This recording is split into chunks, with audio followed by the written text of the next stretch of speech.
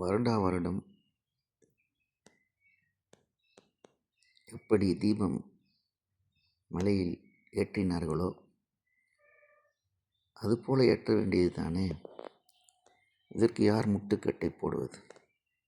இவ்வளவு காலம் மதுரையில் அனைத்து மக்களும் ஒற்றுமையுடன் வாழ்கின்றார்கள். என்னுடைய கேள்வி என்னவென்றால், இந்துக்களுக்கு என்று ஒரு கோட்பாடு இருக்கின்றது. அந்த கோட்பாட்டில் ஜாதி, உட்பிரிவு, மேல்பிரிவு, கீழ்ப்பிரிவு இப்படி என்று மக்களை பிரித்து ஆளும் சூழ்ச்சி நடக்கின்றது. இந்த தொழிலை இவர்தான் செய்ய வேண்டும், இவர்தான் மந்திரம் ஓத வேண்டும், வேறு யாரும் உள்ளே கோயிலுக்குள்ளே அர்ச்சனை செய்யக்கூடாது. இப்படி கெடுபிடி போடுவது யார்? தெய்வம் அனைத்து மக்களுக்கும் பொதுவானது.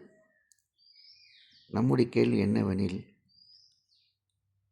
யாரும் ஒரு முஸ்லீம் கூட போய் ஒரு இந்து தெய்வத்திற்கு அர்ச்சனை செய்தால் அதை ஏற்றுக்கொள்ளாதா?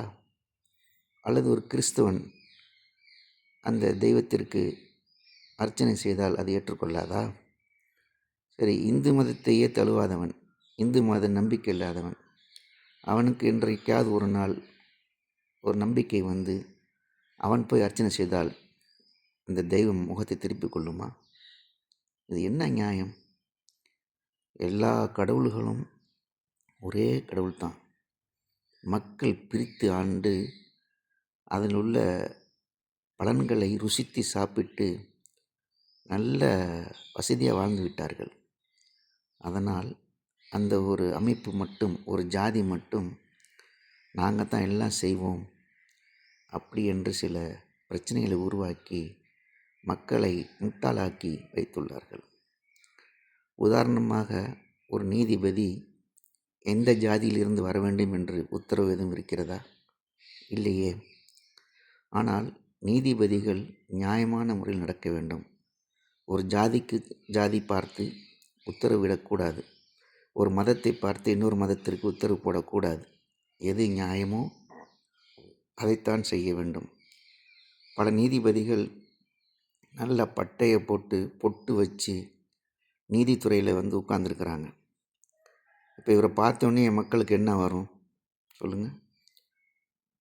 ஒரு நீதிபதி, நான் ஒரு முஸ்லீம், நான் ஒரு ஹிந்து, நான் ஒரு கிறிஸ்டின், நான் எந்த மதத்தையும் சாராதவன், இப்படி முத்திரை குத்து கொள்ள முடியுமா? ஏன் இது போன்ற நீதிபதிகள் சட்டத்திற்கு மீறி தன்னுடைய அதிகார பலத்தை பயன்படுத்தி அவர் இஷ்டத்திற்கு உத்தரவு போடுகின்றார்?